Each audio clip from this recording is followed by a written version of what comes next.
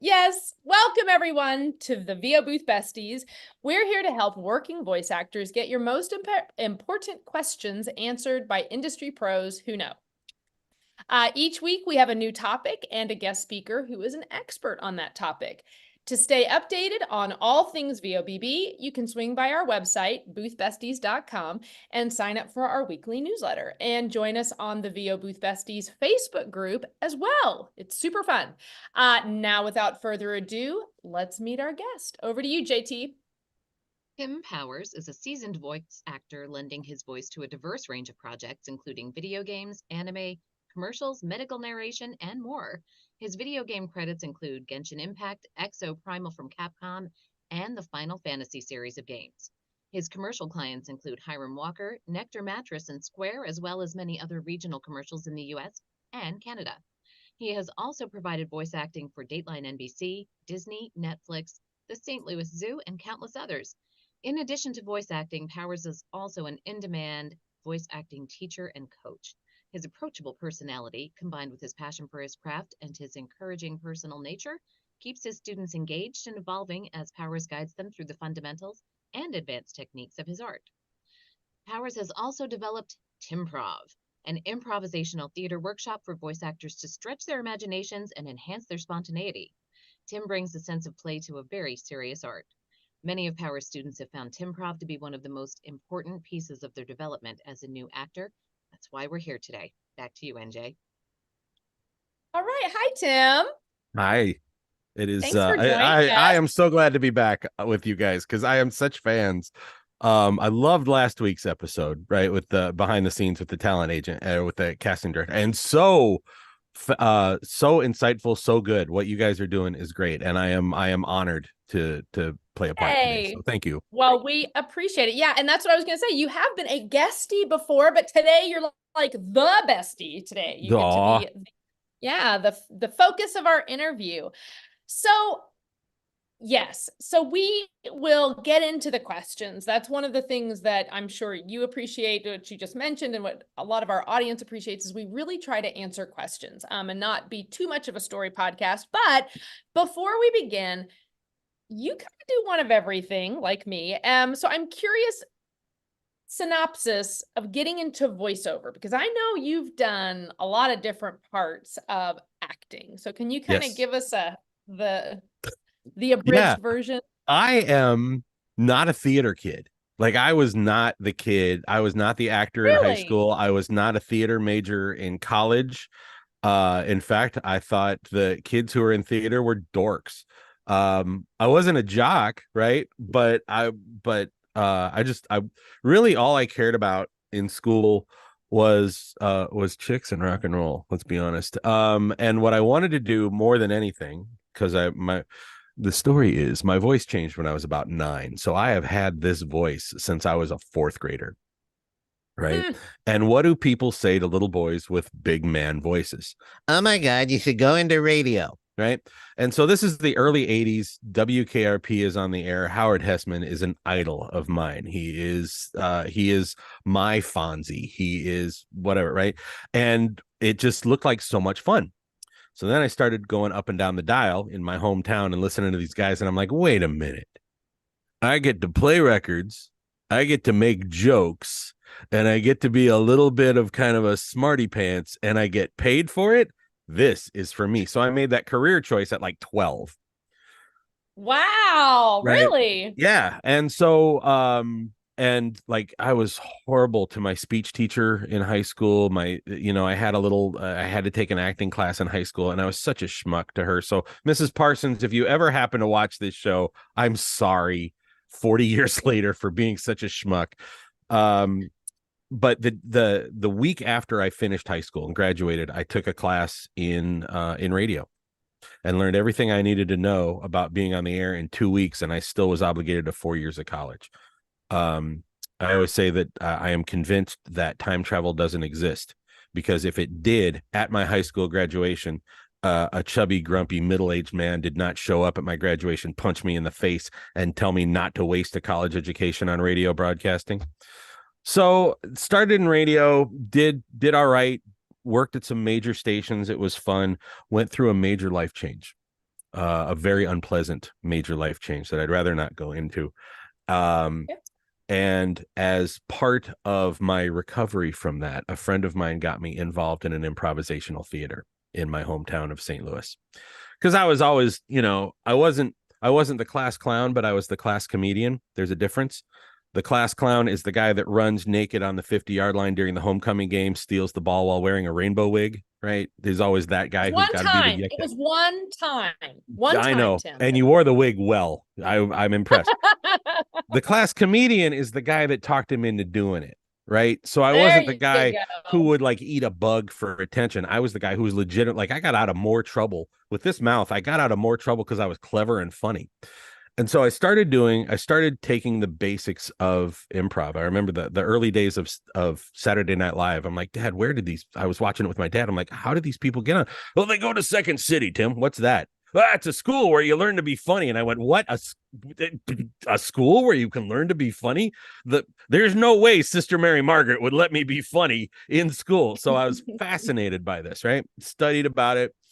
Read a lot about Belushi and Aykroyd and what Second City was all about. So when my buddy introduced me to this theater, he's like, we got to go down and audition. And we both auditioned, we both made it. And it was there that I learned the Second City style of improv. It was not a Second City theater, but my directors were direct graduates who worked with Del Close in Second City. And because I was going through so much pain at that time, my ability to laugh and lose myself in the performance was great. And it was a crash course in theater. Left my hometown, went to LA. I was doing stand-up and improv simultaneously. Went to LA, worked at the Comedy Store, worked at the Improv, worked with Chris Rock, Eliza Schlesinger, Louis C.K. before he was, persona non grata, Jim Norton, all kinds of A-lister comedians, but also studied at the Groundlings, studied at the Upright Citizens Brigade, became the actor that I needed to be. And one day at a party, this director goes, hey, you got this voice and you do a bunch of stuff and you're wacky. You should get into voice acting. And so, voila, je suis ici. And I took all of the acting, all the improvisation. Like I never studied Meisner until I was in voice acting. I never studied Uta Hagen until I was in voice acting. My bride, however, the lovely and talented Mrs. Powers, has an MFA in theater from Brooklyn College. She is a classically trained Shakespearean actor, and her acting professor won an Oscar for Amadeus. It's F. Murray Abraham, right? So our dinner table conversation has historically been theater and acting, and I kind of just absorbed it from there. And as I started to book work in voiceover, I really got how much theater it is and how little it has to do with the voice, right? One of the things that I've trademarked saying, if you've Jason Lettingham put this in his book, I say a good voice no more makes you a voice actor than a Fender Stratocaster makes you Eric Clapton, right? So like I get emails like once a week from somebody going, I got a golden voice. I'm like, really? Good for you. Thank God somebody in this industry has a good voice. God, we were waiting for you. Oh, like we all have good voices for something, right? Yeah, right. And so with several years under my belt and the pandemic, I'm like, oh crap, how am I going to make money now that the business is drying up? I don't know what I'm doing. Started coaching. And there's like during the early days of the pandemic, you guys remember this, there was just this onslaught of people like, I'm gonna make money. I know, I'll buy a $400 microphone and make $1 million from my closet, which, by the way, for those of you thinking you can do that, you can't right off the bat. But there's a man with a beard who says I can. Okay. Well, if he's got a beard, right? Yeah, exactly. If he's got a beard. What? None of us have beards, by the way. In this room, none of us have beards, to the best of my knowledge. To the best of my knowledge, none of us have beards. I know I don't. Morning. Oh, good. Yeah. I was Santa Claus this morning, by the way. I went. I got hired to play Santa Claus at a school for special needs kids, and went in and did the whole thing, and it was adorable. But I took my beard off when I got home. Okay. Anyway, so I started coaching, And so many people came into this industry thinking you needed just a microphone and a golden voice and you could be Mel Blanc. And we run into that all the time. People are like, how do I pronounce this word? I'm so upset about this word. And everybody's dealing with perfectionism. And so many of my students, who are very talented actors, by the way, a lot of them, you guys know, folks that I helped launch, they were so hell-bent on A plus B equals C, getting it absolutely right. And I thought, you know what these people need is to be present in the moment that improv provides, because they're just so locked into their box and their performance. And so I took the most basic day one improv games that I could come up with and opened up a Zoom channel. And I'm like, let's try this and let's see if we can get to play these games on Zoom. And so 3 years later, it has transformed so many actors and gotten them into the concept of theater rather than reading with style. And on the rare occasions that I've been able to do it live, it's been absolutely magic. Right. NJ, were you in on? No doubt. Yeah, right. At WovoCon in Orlando in May. No, I think I was actually, because everything was so stacked. I think I was actually teaching you were in the my next class room. the same time. Yeah, yep. You were. Yeah. But I mean, like people who had never done improv in their lives were like, I don't know what I'm going to get into. Let's do it. Right. And by the time they left, like they were just laughing hysterically to the point where the photographers, the guys that they hired to photograph, right, they were like, we were gonna leave, but you have another session and it was hilarious and we're gonna hang out for this next session. And it was just fun, right? It gets you out of your head, gets you thinking, gets you present in the moment. And as I tell everybody, and as you guys tell all the fledgling actors, it's more important to be natural than perfect. Yep. Right. And like one of the tenets of improvisation is that honesty and truth in your performance lends itself to great theater. The more authentic, like George Burns said, the key to show business is authenticity. And once you can fake that, you got it made. Exactly. So there you go. Let's jump into this is perfect. So let's jump into the definition of improv. And when most people think of improv, they think of two things. Yes, and I gotta be funny. And you're half right. Yeah, half right. So tell us a little bit about your definition of improv for folks, and not necessarily just on voiceover and acting. We'll get to on camera or theater, but like let's just kind of talk about in theory. What are we doing with it? All right. Oh, let me get my theory of improv, right? It is spontaneous theater created without script, without preconception. It is a collaborative effort. In improv, you do not drive bus drive you. Right. And it's the theory is to create something that has never happened before, will probably never happen again, and is an organic result of all the people who are contributing therein being present in the moment. You said I have to be funny. Being present in the moment, right? Because you can't plan ahead. You have no idea. If I'm working with my friend Frank and we're, all of a sudden we're two demons in hell arguing over what we're going to watch on television, which is a suggestion I've gotten on stage. I have no idea where he's going to go, and I need to be present in that moment, and I need to be reactive, right? One of the old saying is acting is reacting, right? A good director will go, what are you reacting to in this scene? Yeah, you need to listen longer, right? See what's happening, body language, absolutely. Right. I mean, believe it or not, one of the best lessons I ever learned was to shut up and listen to the information that is given. That's the yes part, right? You're given basic information and you agree to it. That's the yes part, the agreement, right? And means your contribution to that. And you continue to add to that. Does it have to be funny? No, but it usually is. Is it on you to be funny?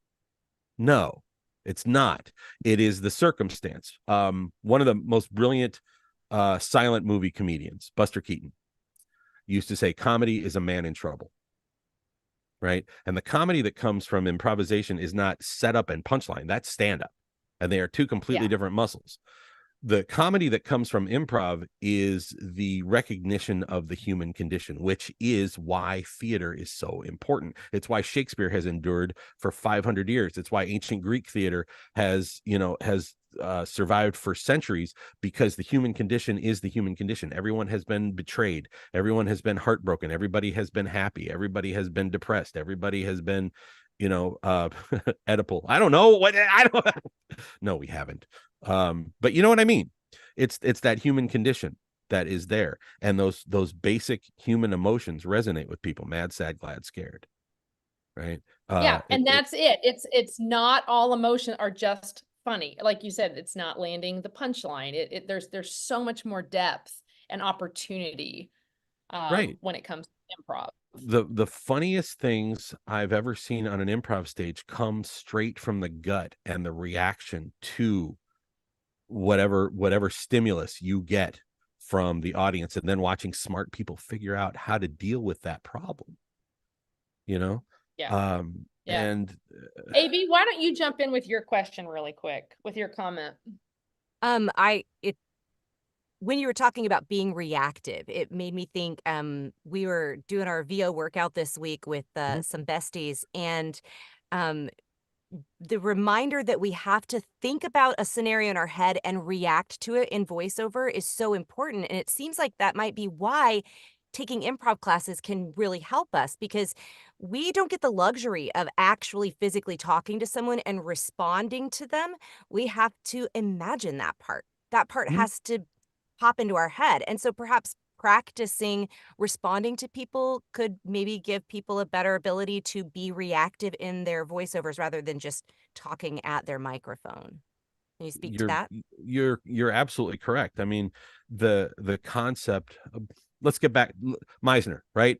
Meisner's definition of acting is behaving in a truthful manner under imagined circumstances. And the more granular you imagine those circumstances, the better your performance will be. We don't have sets, props, costumes, and other actors to deal with, so it all exists in our head, in our little room. But when you watch Marlon Brando and Carl Malden argue on the docks, they're not having an organic conversation. That damn thing is scripted, right? But both of those men, who are brilliant, by the way, in what they do, are present in that moment, present in that scene. Now, if I'm Marlon Brando and I'm in voice acting, I don't have Carl Malden. I don't have the sets. I don't have the directors. All I got is me. So when I'm talking about tires, I need to figure out why I'm talking to my dad about tires. I need to talk about how my dad feels about the fact that it's another $200 that he didn't want to spend per tire, and you just, Dad, come on, it's safety. I mean, you and Mom are driving around on this. And I have to come up with some sort of perspective, because otherwise you are just reading. And every casting director you will ever talk to can tell when you are reading, and nobody's going to pay you $8,000 to read a script. That's why I bristle when people call themselves voiceover artists. I don't like that title when people call themselves voiceover artists. We are voice actors, small v, capital A. We are actors who use our voice. Artists work at Subway, right? Nobody calls Tom Hanks a movie artist. We're, nobody's like, and now the award for the best movie artist, Meryl Streep. No, it never happens. We are part of that tradition. And if you approach this thinking, well, how am I going to read this script? Then you're already off on the wrong foot. Yeah. How am I going to perform this script? Right. I've heard Marilyn Wisner says she auditions, for sake of argument, in my case, 80 to 100 middle-aged white Midwestern guys. There are literally thousands of us in this industry. And so she puts something out and she hears 80 guys who sound just like me and are the same as me on paper. Who does she pick? And what she says is she picks the one that sounds the most connected. And there is nothing more intimate than, well, there are a few things, but there's nothing more intimate on stage that one can do legally than creating an improv scene. I've sat across a table on an improv stage with a woman friend of mine, and she goes, and the scene opens, And we like, I don't know where it's going. And she looks at me, she goes, I met someone. And we could go anywhere from there. Absolutely. Yeah. You know, the sky's the limit. And it ended up being a very sweet scene. It wasn't really funny, but it was two people who realized that their relationship had fallen apart, and they cared enough about each other to be honest with each other and just let each other go. And it wasn't funny, but it was sincere. It was real. It was honest. And that's the kind of stuff that resonates in your performance, even when you're talking about, peanut butter or whatever commercial you're doing, with this voice, I get a lot of Daytona Speedway kind of stuff, and I still need to sound connected, because every nerd in the world is going to go, Sunday, you got to be there, right? Because it's all about connection. So Joe Morgan Q, from our comments, he asked, how do the principles of being natural and authentic apply when you're creating characters for animation video games? Like, they're nothing like yourself. How do you find a way to bring your authenticity into a character? Because there is fundamentally no difference between a character in a cartoon and a character in a video game and a character in a Shakespeare play and a character in a Chekhov play, or whatever. You are creating that character exists in his or her own reality. Figure out what that reality is. Chris Evans is not really a World War II veteran who spent 70 years in an iceberg, but we bought that performance because he acts true to who that is. It's not Chris Evans. Chris Evans can walk down the street and be a schmuck for all I care, but when he's wearing the shield, he's Captain America. The character is not you. Tom Hanks, I can think of 10 different characters that Tom Hanks has played. None of them are the man Tom Hanks. They have a little bit of Tom in them, right? Maybe, but the reason that he is so well awarded is because he is present in the reality of whatever character he plays. Will Smith does the same thing. So a little bit of Will in everything. Think about James Bond, right? 10 actors, 12 actors have played James Bond, right? Each one of them is identifiable as James Bond, but each one has a little bit of that actor in him, right? Sean Connery's Bond is different than Roger Moore's Bond, is different than Daniel Craig's Bond. All of them play it a little bit differently. None of them really play it wrong. Right. So your character, to answer your question, Joe, whatever your character is, exists in its own reality. Bart Simpson exists in this weird reality. King Oberon in Final Fantasy exists in the reality of whatever it is. And your job as an actor is to behave as that character in its own reality. Start thinking about who that person is, what's important to him.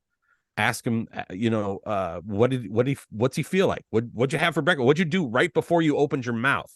What led up to the moment that you're having right here? Create those scenes. That's the beauty of improv, because when you have 5 seconds to create that on stage. Right. Okay, you're a fireman. Great. Now all of a sudden I know the backstory. I create a little backstory. And in improv, it trains you to come up with that just so quickly. So before I turn this over to AB, she's got some questions for you. Okay. One of the things about you is... Uh-oh. Well, I know, no, it's a good thing. I'm trying to come up with the right word, but one, you're articulate, but you speak with life experience. You speak with kind of a worldliness. I mean, are you a big reader?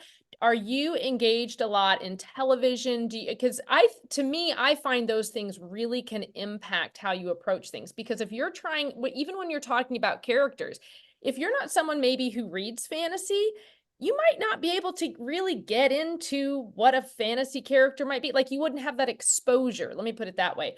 Or do you play video games and understand how video game characters are, and again, those different realities? Are you current on current affairs, especially like when it comes to improv? Can you be quick? And I feel like being well read and kind of versed and traveling can really support your ability to do that well. I am an avid reader. Read a lot of news, a lot of books, a lot of nonfiction. I have been a I always say I've been part of the Marvel universe since 1975. You know, like I started reading comics like as soon as I could read. And if you think about video games, the archetype characters in video games are the same archetype characters that Stan Lee and Jack Kirby created in 1961. You know, you got your heroes, you've got your anti-heroes, you've got your crazy villains, there's a certain number of archetypes in each video game, and they just kind of get reinvented. Captain America and Captain Kirk are kind of the same guy, right? Darth Vader and Doctor Doom are kind of the same guy. There's archetypes, and if you can understand those archetypes, then it gives you a little shorthand to create who those characters are, right? And those characters exist in just about every form of literary fiction. So, you know, I try to read a lot. Am I a video game player? No, actually, I'm not. I came of age during the Space Invaders and Pac-Man era, right? And I had the Atari 2600, and I went, this is boring. And so I just put those games aside, and then all of a sudden the Nintendo thing happened, and I was already an adult at that time and didn't have time. So I'm honestly not playing games, but I understand the archetypes and the characters. And when I get a video game audition, I consider it no different than auditioning for a stage role or a movie role. Who is my character? Why are they saying these wild ass lines? You know, why does my character in Final Fantasy, why is he so loyal to the king? And I have to think about that kind of stuff. Acting is acting is acting, and a character is a character is a character. If you're not reading fantasy, my guess is you're probably watching television. My guess is you're probably have a Netflix subscription and you watch people act all the time. Well, guess what those people are doing? Same thing you're doing, except they have a camera in front of them. That's the only difference, man. That's it. Your job is an actor. Again, voice actor, small V, capital A. I am not a member of the Screen Readers Guild. You know, ain't nobody going to pay me to read. Anybody can read. Yeah. The thing that AI can't do is act, folks. If you're afraid AI is breathing down your neck, then learn how to act, because AI can read. Yep. Very well. This is true. Well, I'm going to do our commercial. What do we call it? We'll just take a minute for our little spot to recognize Studio Bricks. I had a friend come over this week. His kids are home and noisy, and he wanted to test out my Studio Bricks and see whether it would be a good fit for him, because I rave about how nice it is that I can have my kids sitting here in the room. Now, they can't be doing like wrestling practice or something right there next to me, but they can sit and be talking and having a conversation, and I can still get work done. And I love the flexibility that it gives me. I'm lucky to have mine outside in a little building, but that means I got to deal with lawnmowers and leaf blowers. And this time of year, I don't even know what machines my neighbor's using, but he's always using something. So Studio Bricks gives you the freedom to be able to perform whenever with no restrictions, and that's a beautiful thing. So I want to get into something you were talking about further back when we first started, because it's kind of popping up in the comments. And you said something that reminded me. I literally made a TikTok video today, and I said, perfection is the enemy of done, right? Perfect is the enemy of done. And I said, perfect is also the enemy of authenticity. And when we're voice acting, if we're looking for perfection in our reads, we're never gonna be authentic and be able to get to that point where we can be comfortable. So I feel like improv helps lead us to a place of vulnerability to allow us to not feel like we have to be perfect. So what advice do you have for our listeners to help them move past that block? Because like you said, that's the thing that separates us. That's one big thing that's separating us from being robots. Like the pausing, the stumbling, and not intentional choices, but just letting it happen. How do you get there? Quit caring. And not quit caring about the craft of what you do, but quit caring about trying to read the producer's mind, because you can't do it, right? When you say I'm looking for something perfect, whose definition of perfect are you using? Are you using yours? Are you using your grandmother's? Are you using your fourth grade teacher? Are you using the casting directors? And if so, how the hell do you know what it is? right? So AB, you have a couple of kids, right? If I ask you to tell me the story of if I ask you to tell me the story of the first time you gave birth, you are going to tell me that story with all, you're going to inflect, you're going to pause, you're going to tell me that story as if it were happening in that moment, because that is just in your you're going to feel it in your Right. central nervous system, and you're not even going to think about where to pause. We need that level of authenticity in our performance. Because I could tell you the story about how I met my wife, right?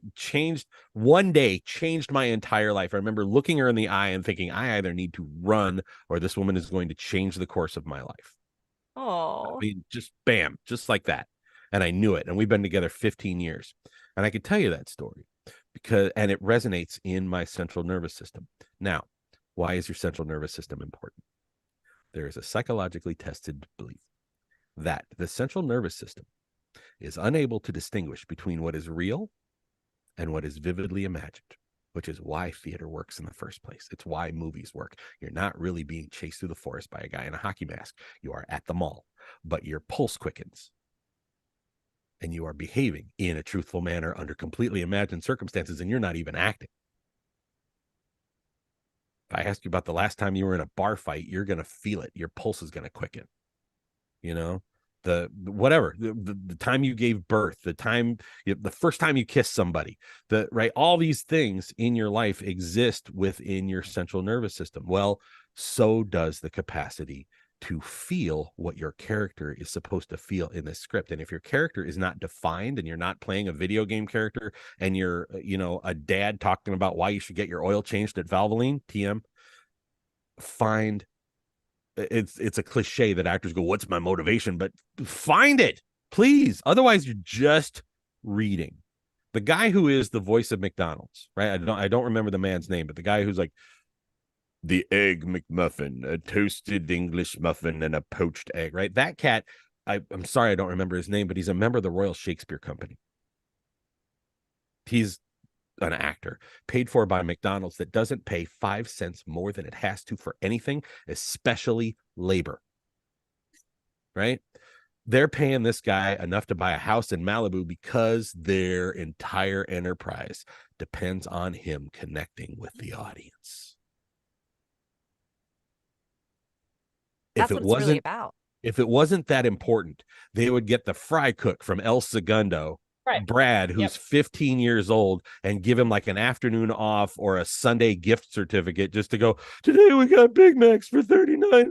Right? What I mean, they need him to connect. What our job in commercial, so many times in coaching, I have students who are like, well, I don't want to sell anything. Good. Your job's not to sell the product. The script's job is to sell the product. Your job is to put a human face on an otherwise cold, heartless company. If you live in a small market, local commercials are the worst because it's usually the owner going, when you need heating and air conditioning, call Tim Powers Heating and Air Conditioning because we do heating and air conditioning. And you're like, okay, obviously this guy knows more about heating and air conditioning than he knows about being on TV, right? Because I just recently moved into a small market, and the folks are like, oh my, he sounds authentic. Oh my God. Like I was on set for something and ended up directing the commercial. You sound like me. Yeah, I ended up directing, and the guy's like, "Oh, that was fantastic, Tim." All right, because I got non-actors to act by using the improvisational concepts. Where are you? What's going on? Right. I always tell my students to build a scene so thoroughly you can smell it. If you're talking to your grandma, I want to smell 45 years of fried fish and her Benson and Hedges and her Better Homes and Gardens magazines. Right. I want to hear Wheel of Fortune in the background. I love it. If you're talking to a new moms have a very earthy smell. Covered in spit up. Yeah, right. You need to be just that present. My dad has been dead for 3 years, and I talk to him every day because I get to. That's the beauty of this job. And when I'm there, I'm with him. I can see his green eyes. I can smell that faint smell of Salem cigarettes. I can kind of hear him going, I don't know what I'm going to do, Tim. Like, well, Dad, let's talk it out like we always did. Blah, blah, blah, blah, blah, blah, and there it is. Yep. Right. It's that connection because everybody can read. I love that. I think that is the key. The connection is the key. And so can you tell us, not everybody's going to have the opportunity to participate in an improv class. Oh, yes, they can. Maybe they can join Timprov and that would be great. But, there's barriers for everybody, right? So let's say somebody hasn't taken an improv class. What kind of advice do you have? I'm hearing already, picture where you are, even feel this, know the smells, know who you're talking to. Yeah.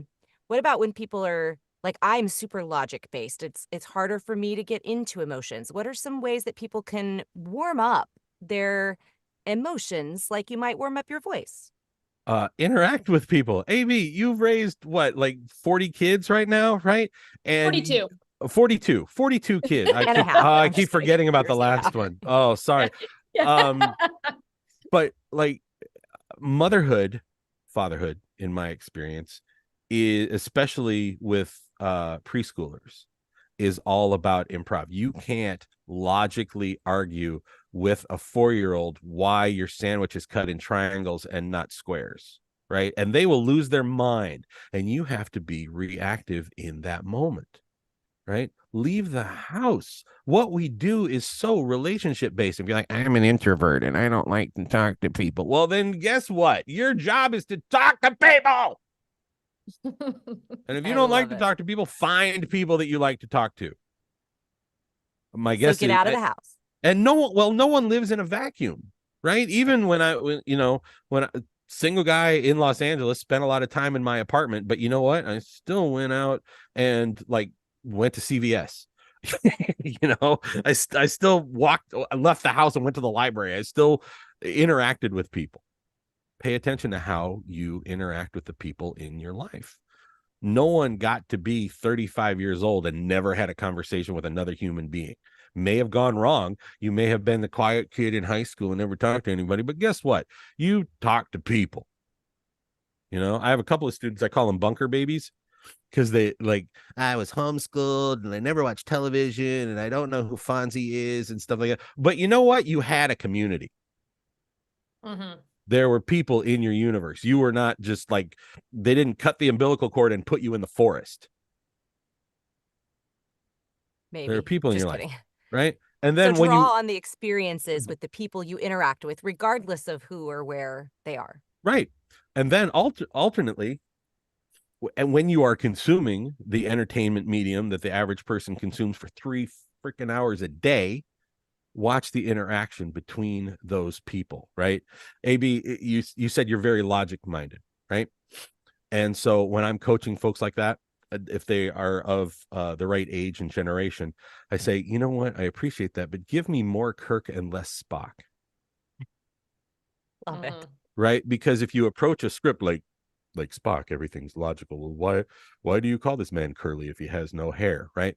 But if you're a Star Trek dork, what made Kirk successful was his ability to be reactive in that moment. He needed Spock to keep him logic, keep him grounded, keep him rooted in reality. But balance that with shoot from the hip.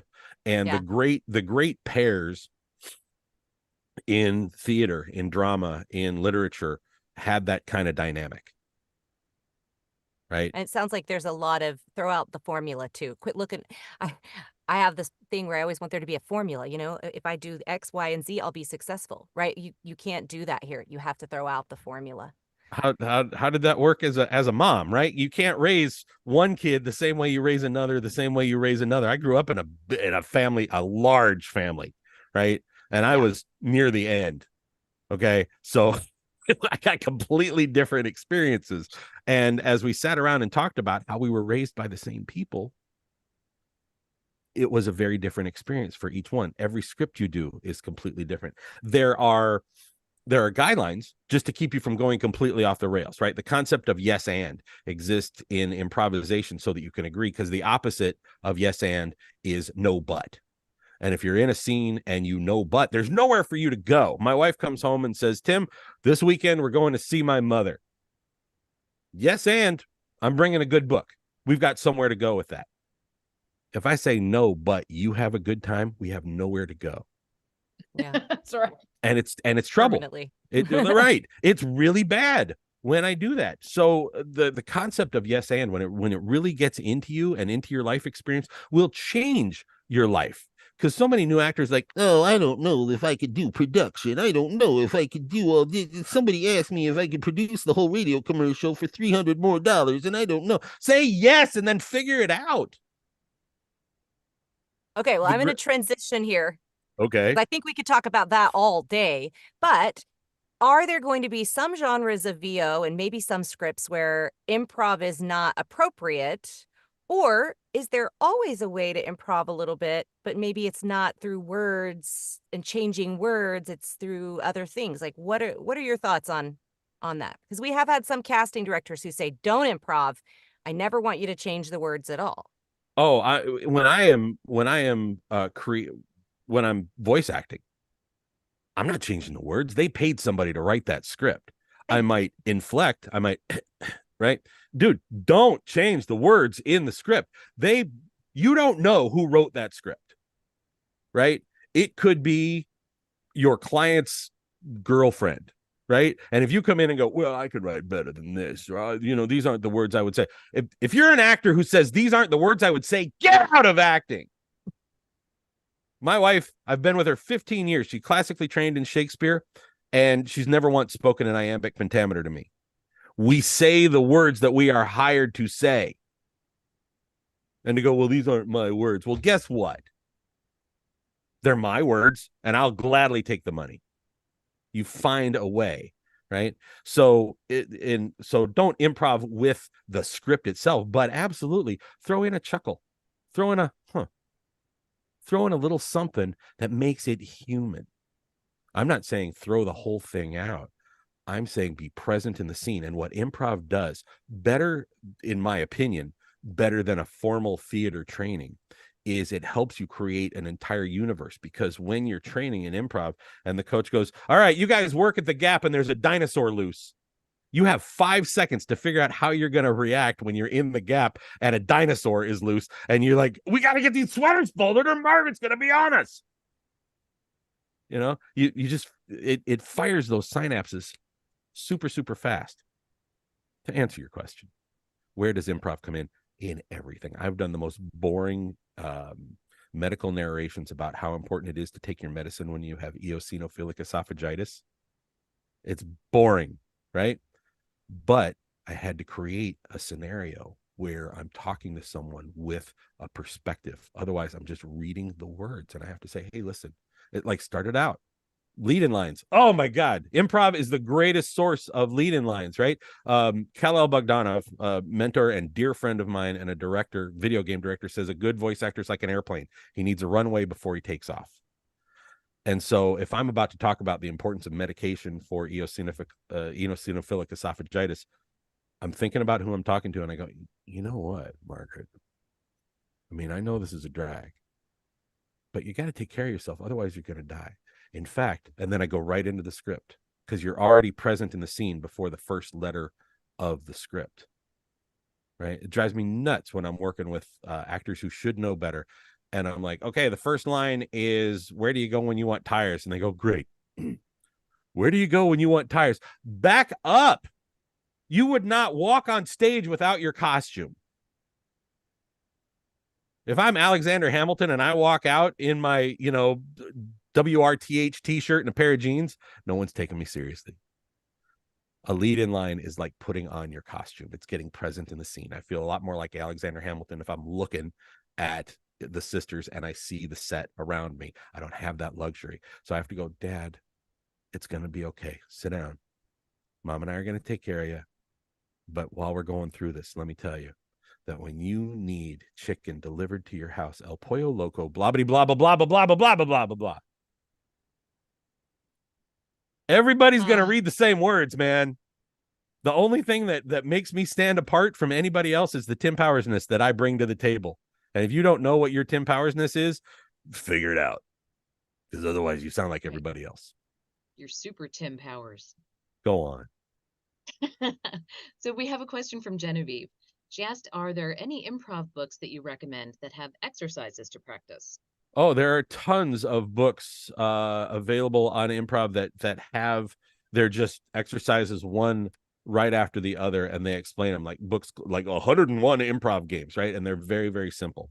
If you want to get into the theory of improv, which I recommend doing, learning how to do improv out of a book is kind of similar to learning how you make babies out of a book. Yeah, you can like, you get the concept, but until you actually do it, doesn't really sink in. Having said that, Truth and Comedy by Sharna Halpern is indispensable. Sharna Halpern and Del Close. Del was one of the original members of Second City. He directed a couple seasons of Saturday Night Live. He is responsible for Belushi and Aykroyd and Gilda and the cast of SCTV, and is one of the 3 most important people in American comedy history, period, ever. The other being Harvey Kurtzman, the editor of Mad Magazine, and Lenny Bruce. There. There's also a book called Impro, IMPRO, by a British fellow named Keith Johnstone, who just passed away about a year ago. And it is a great book to give you an overview, a 50,000-foot view of what's involved in improv. Truth and Comedy is more about authenticity and the concept of truth. There's also a documentary about Del making the rounds right now called In the Company of Madmen. And you get to see actual footage of Del Close pontificating on the importance of truth. And Del was insane. Del was crazy. When Del died, he left his skull to the University of Chicago Theater Department so he could always play Yorick. That's how crazy he is. But he was dedicated to truth. And when he was about to die, I think he and Bill Murray were having conversations, and Bill said, "How do you know that you're ready to go?" He said, "I'm tired of being the funniest guy in the room."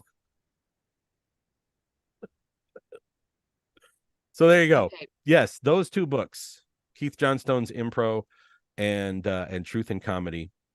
And Truth and Comedy is one of those books that you should probably go back to 5 or 6 times as you evolve through the concept of improvisation, because things become they make more and more sense. They have more and more relevance the more you experience.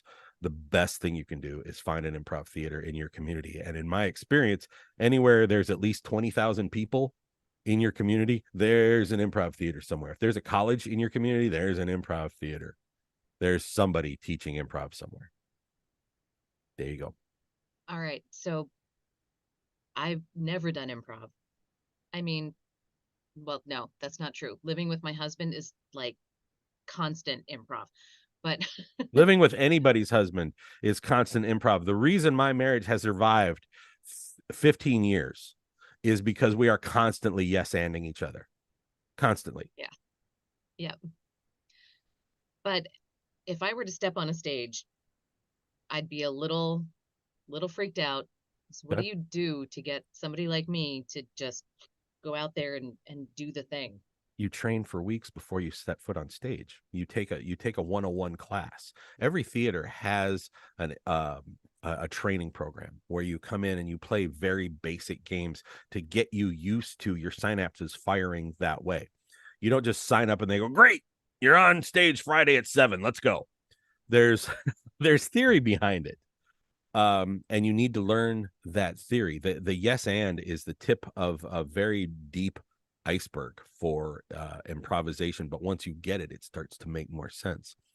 Improv 101 classes, like one of the most basic exercises I have people do is I'm like, we'll do improv right now, Jen. Grab something off your desk right now.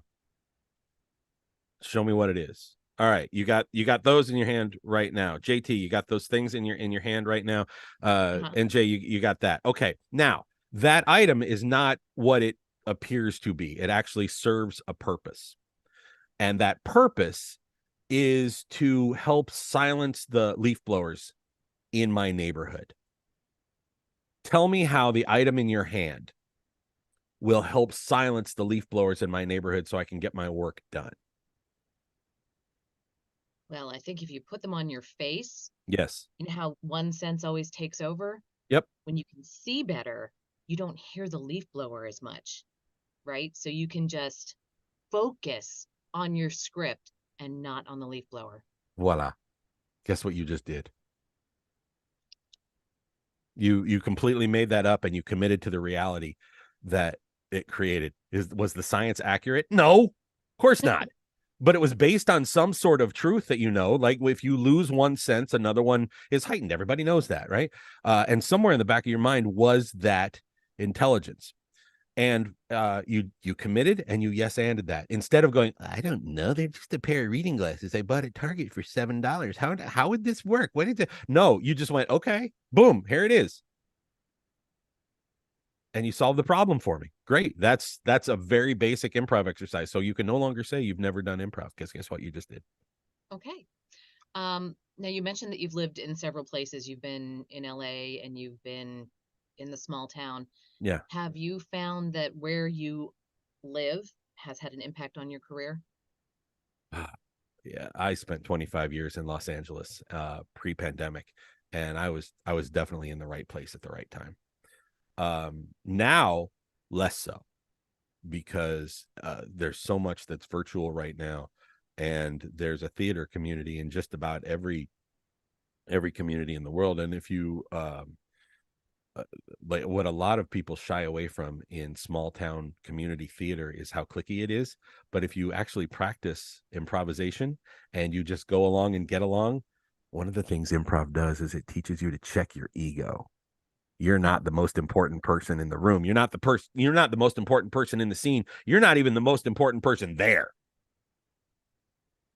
We're all working together to create something. And if you're a bulldozer, you find yourself without a cast. Yeah. So if like anywhere you go, just show up, be agreeable, and it's like a directed session. Just show up and be coachable and do what you're supposed to do, and stop going, you know what, I got a better idea. Yeah, that never flies. That never flies. No. One more question from the audience before we wrap things up. Yes. Marie Hoffman wants to know, is there a difference between an improv class and an intro to acting class? Yes.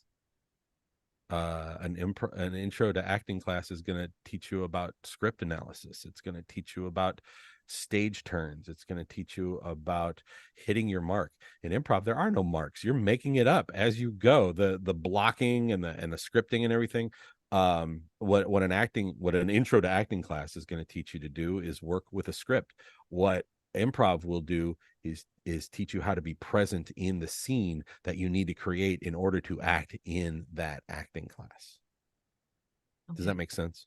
Oh, absolutely. Yeah, cool. And where can people find you to be able to learn Timprov? You want to find out what I'm all about? Go to timprov.net. Some jerk has timprov.com and isn't doing anything with it. But so timprov.net, I do a workshop every Tuesday night, 9:00 Eastern, and I have room for 10 people because that seems to be the most manageable size. And I do very, very basic improvisational games where you just kind of show up and I kind of knock you out of your comfort zone, not to the point to be painful, but just to show that your instinct is smart. You know what to do. And kind of get you thinking. And I do it very gradually. And by the time we're done, you're playing characters. And I do all that in about 90 minutes. It's really remarkable. My own website is voiceofpowers.com. If you, for whatever reason, want to hear my demos or learn more about me or engage with me, my email address is there, and I welcome you to appropriately engage with me if you want to learn more about what I do or follow up with direct questions. If you're in a community and there's 5 different improv theaters, tell me what they are and we'll look and see which one might be the best fit for somebody who is brand new. Great. And I will make sure that both of those are in the notes in the podcast when we publish that. Okay. Yeah. Thank you. Well, super fun. I just had a comment. It was so in the comments they said, this has been a great episode, like button smashed. I think that means it was good. Okay. Um, so I'm shocked we've already made it to an hour. I was like, what? I thought we still had more time. So thank you, Tim, for joining us again. It was amazing. My But pleasure. I am huge fans of the Besties. I oh, love what you guys are doing, and I'm so glad to be here. well, we're glad to have you. So, we love to ask 3 just for fun questions. Hit me. So, what show or series are you binge watching right now? um Besides you- the- Star Trek, apparently. no. Honest truth, the Andy Griffith Show. Oh, love. Because it's on broadcast TV right about the time that I have some free time, and I just need to sit back and relax, and it is by and large eye candy, right? It's like there's no real socio-political commentary going on. It's like, oh, Gober grew a beard, what are we gonna do, right? And that's the biggest problem. And I love it, but the scripting and the theater and the acting is actually, if you think about it, it's actually very good. And you get to see one of the greatest directors of all time as a little boy learning his acting chops, right? Ronnie Howard is little Opie, and Ron Howard is one of the greatest directors of all time. The writers on that show went on to create amazing things, and you see you see cameos by people who later became famous. Dennis Hopper shows up in Mayberry at some time, and it's fascinating. So there you go, Andy Griffith Show. I What have a else? special place in my heart for Mayberry simply because I'm a Carolina girl. But Aw, and I think that, we use Jim from The Office as like the conversational guy, but Andy Griffith, like his delivery is always so just, cat. He well, is, now yeah, he's just one of those things, and yeah, great this, study in authenticity, right? yeah. So, okay, give us the scenario for your dream vacation.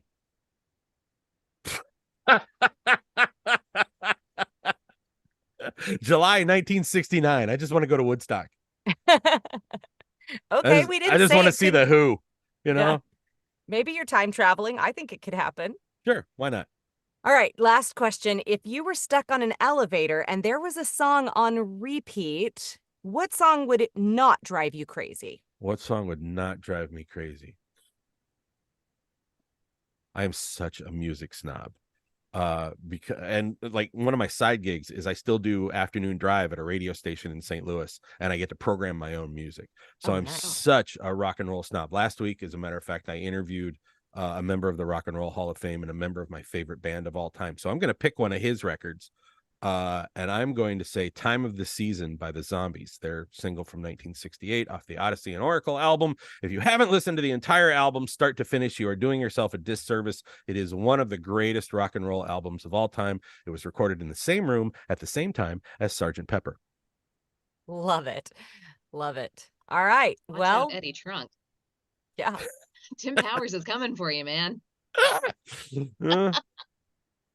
I love it. I love it. What else? Also, a music snob. My husband, I do Pandora because I don't have time to make playlists. Right. That man has like 217 playlists on Spotify.